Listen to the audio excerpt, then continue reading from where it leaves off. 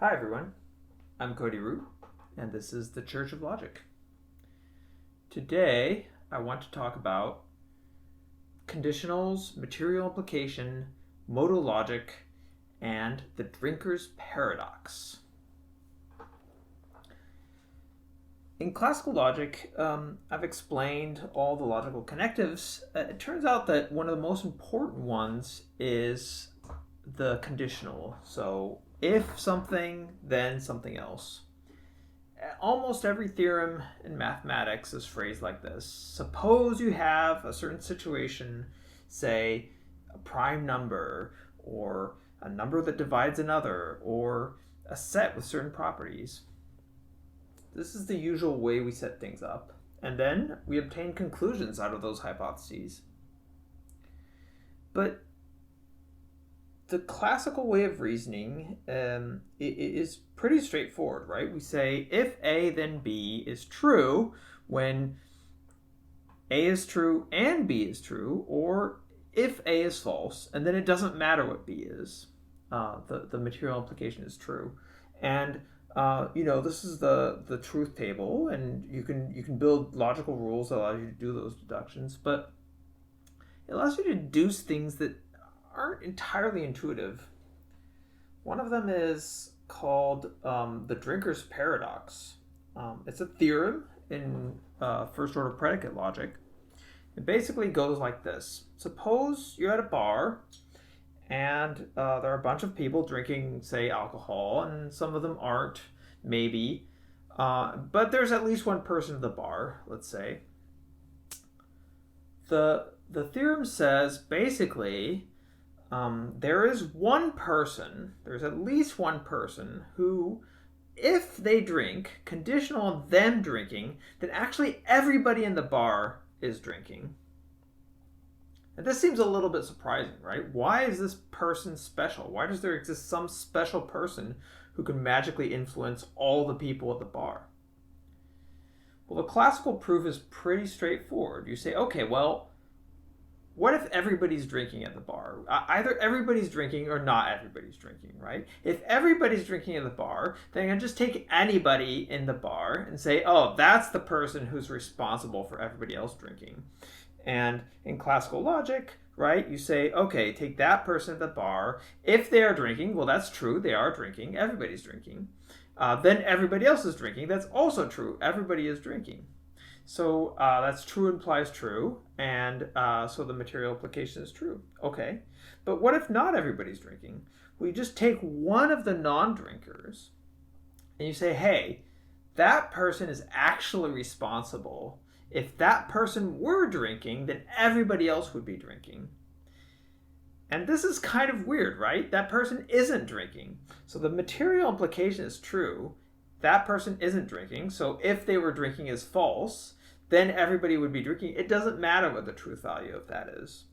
But intuitively, you're like, well, that doesn't seem right? We just picked a random person who happened to not be drinking and saying, hey, if that person were drinking, right? And in philosophy, or the philosophy of logic, people often call this a counterfactual, something that isn't true, but we could kind of imagine a world in which it is true, right? In mathematics, things feel very binary, right? Either it's the case that there's an infinite amount of prime numbers, or it's not the case, right? It can't be, some third option. But as you try and understand the finer points, right, when we see the incompleteness theorem, we see that it's not always the case that we can determine truth, right? Then you start to question a little bit this binary vision. And in particular with this drinker's paradox, this theorem that says there is a person that's responsible for everybody else's drinking, you kind of want to know, is there a better way? Is there a better way to talk about the facts of life and talk about these counterfactuals, talk about things that aren't right now, but you could imagine them being someday, right? Or in a different world. So there are roughly two approaches here that I kind of want to mention.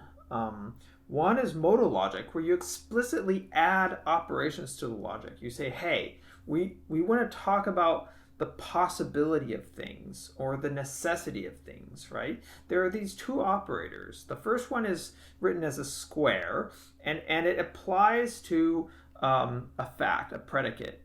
Any fact you can state, right? Like everybody at the bar is drinking, and you say it's necessary in every possible world you could imagine. Everybody at the bar is drinking. Say that there's, a rule that if you're at the bar you have to be drinking. That would be a necessary fact, right? You can't imagine a world where people walk in and don't drink because it's a rule at the bar. And the dual of that rule is the possibility, right? You can imagine that there's a world in which something occurs. There you can state, sort of a stronger statement than what we said. You can state, hey, it is necessary. There's a person who, if they are drinking, it is necessary that everybody's drinking. And now, this in modal logic is not a theorem. The other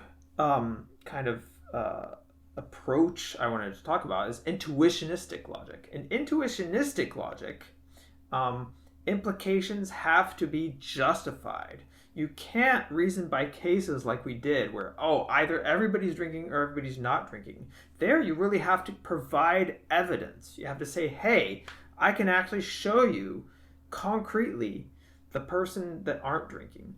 And so this is sort of a more subtle point, but you could imagine that in intuitionistic logic, we haven't yet seen everybody at the bar. We can't possibly know, right, what everybody at the bar is doing, because maybe we're talking about everybody at the bar for now and all future time, or maybe we're talking about an infinite number of people at the bar. We can't possibly check them all.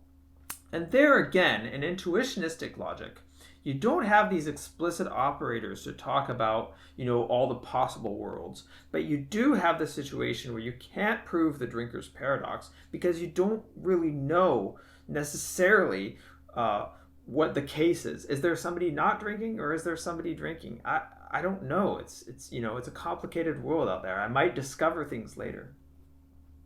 One thing that's kind of cool, so in classical logic, we built this very simple semantics, and in the propositional case, it's actually decidable. You can enumerate, all the truth values, true, false, and you can sort of build truth tables. In intuitionistic and modal logic, you have this you have this slightly less intuitive, but still very clear semantics, and that semantics needs to be a little bit more complex than the true false truth value. Basically, there you have worlds, right? And at each world you have the classical true false semantics, but the truth of a sentence is going to depend on all these possible worlds. And here you really see in the semantics these counterfactuals happening, where you can say, hey, something isn't true now, but maybe in a different world it could be true. And now, to have a material implication, it's not enough to say, hey, it's true now, that A implies B, A is true now, and B is true now, or A is false now, and B is whatever. You have to say, hey, in every future world, if A is true, is B going to be true? Is it true now? And also in every, world accessible from this one, right? So if you talk about, future worlds, if you think about the different worlds as being time, right? Now and then in the future, the accessible worlds are the ones in the future. But you could also imagine, parallel universes where you're going to branch off into these different possibilities. And modal logic just formalizes, Kripke semantics, which is what I'm talking about, this kind of semantics, just formalizes this intuition where you have a world, a classical, normal, logical world, and then you talk about the different worlds that you can reach from this. And it turns out that this is complete for intuitionistic logic. You can actually say, hey, if I can prove, this in all worlds possibility, then I can prove it in intuitionistic logic. And it turns out this is kind of cool. And you can refute the excluded middle, right? You can refute the fact that every proposition is either true or false, right? Because you can take a world in which, hey, In one future, it's true, and in the other future, it's not going to be true. And therefore, I can't decide right now which is the case. I think this is an important idea in logic, and I'm going to try and revisit it. But at least for now, you can understand that philosophers have thought about these counterfactuals and have thought about these different, cases of being and have made it mathematically precise through modal logic, intuitionistic logic, and Kripke semantics. I'll see you next time.